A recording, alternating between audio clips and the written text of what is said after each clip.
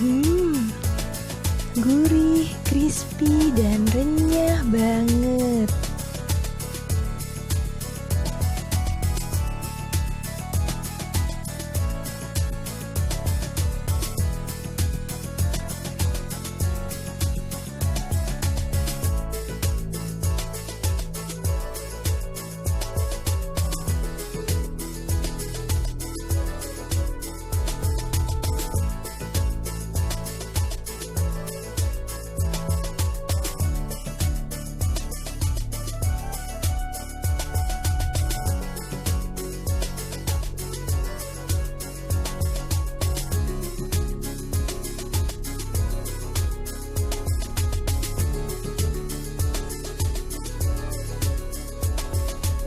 Berdoa sebelum memasak dan memasak dengan hati.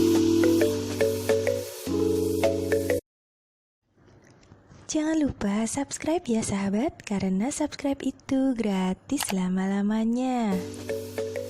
Assalamualaikum sahabat dapur semua, apa kabar? Semoga sahabat dan keluarga selalu dalam keadaan sehat dan sejahtera. Jumpa lagi di sini bersama dengan Wangi Pandan.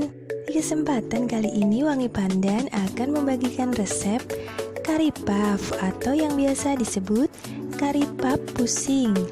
Disebut pusing karena bentuk tekstur dari bagian kulitnya melingkar-lingkar seperti lingkaran yang berlapis-lapis. Bahan-bahannya adalah: siapkan 300 gram tepung terigu protein sedang atau segitiga biru ya, sekitar 30 sendok makan, 75 ml minyak goreng, 110 ml air es, bisa kurang bisa lebih ya, fleksibel saja, 1 sendok makan gula pasir, dan 1 sendok teh garam. Ini untuk lapisan pertama, sedangkan untuk lapisan kedua, siapkan tepung terigu protein sedang sebanyak 130 gram dan 80 gram mentega atau butter, atau bisa juga dicampur ya. Kemudian untuk isiannya siapkan 500 gram kentang, kemudian kupas dan potong-potong atau rajang berbentuk dadu kecil seperti ini. Kemudian 200 gram daging ayam atau daging sapi, setengah bagian dari bawang bombay, setengah bagian dari bumbu instan kari, merica bubuk, garam, kaldu bubuk secukupnya, dan 1 sendok makan gula pasir atau sesuaikan dengan selera saja.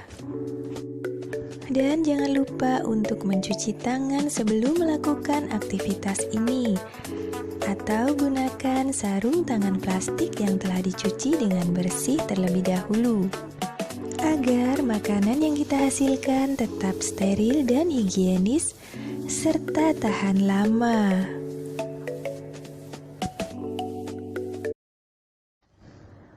Cara membuatnya: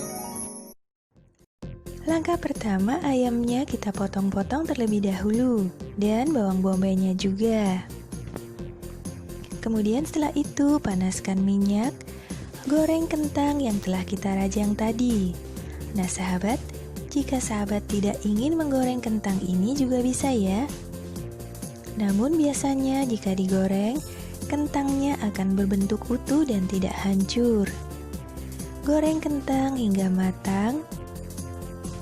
Kemudian tiriskan dengan menggunakan kertas atau tisu dapur yang natural ya, untuk menyerap minyaknya. Kemudian tumis bawang bombay dan tambahkan ayamnya atau dagingnya, jika sahabat menggunakan daging sapi. Kemudian tumis hingga berubah warna, lalu tambahkan kentangnya. Setelah itu aduk-aduk sebentar dan tambahkan bumbu dari kari instannya sebanyak setengah bagian saja. Karena bumbu kari instan ini sangat berminyak ya sahabat. jadi tidak perlu terlalu banyak. Kemudian tambahkan gula pasir, merica bubuk, dan kaldu bubuk sesuai dengan selera. Kemudian aduk-aduk hingga seluruh isian ini matang. Kemudian tiriskan dan dinginkan terlebih dahulu. Langkah berikutnya kita membuat bagian kulitnya. Campurkan tepung terigu, gula pasir, dan garam. Kemudian aduk rata terlebih dahulu. Setelah tercampur rata, tambahkan minyak gorengnya. Dan selanjutnya air esnya secara bertahap. Lakukan ini dan aduk-aduk sampai adonan ini menjadi padat. Nah sahabat, untuk air esnya ini minimal 110 ml. Namun bisa ditambahkan jika dirasa adonannya masih terlalu kering. Kemudian tuang adonan ke atas bidang datar atau placemat ya. Dan kita uleni adonan ini hingga permukaannya benar-benar menjadi halus dan lembut seperti ini. Nah seperti ini ya sahabat, permukaannya menjadi halus dan lembut. Kemudian bungkus dengan menggunakan plastik adonan yang pertama ini, sambil kita membuat adonan yang berikutnya. Adonan kedua, campurkan tepung terigu dengan mentega atau butter ya sahabat. Di sini Wangi Pandan menggunakan separuh-separuh ya, separuh butter dan separuhnya lagi mentega. Jika kita menggunakan butter, aromanya akan tercium harum pada saat kita goreng nanti. Kemudian tuang adonan ke atas bidang datar dan uleni hingga tercampur rata dan permukaannya halus seperti ini. Halus seperti ini ya sahabat. Kemudian bagi adonan menjadi 4 bagian. Setelah itu, adonan yang pertama juga kita bagi menjadi 4 bagian. Kemudian setelah itu, masing-masing bagian dari adonan ini kita rounding atau kita bulatkan untuk memudahkan kita membentuk adonan ini. Nah, seperti ini ya sahabat, kita rounding satu persatu. Bagi sahabat yang belum subscribe channel ini, Wangi Pandan mengucapkan selamat datang dan mohon di subscribe channel ini untuk membantu Wangi Pandan membangun channel ini. Karena subscribe itu gratis selama-lamanya. Jadi jangan khawatir ya sahabat. Terima kasih sebelumnya. Kemudian adonan yang pertama kita pipihkan dan kita isi dengan adonan yang kedua. Setelah itu kita bungkus seperti kita membungkus bakpao.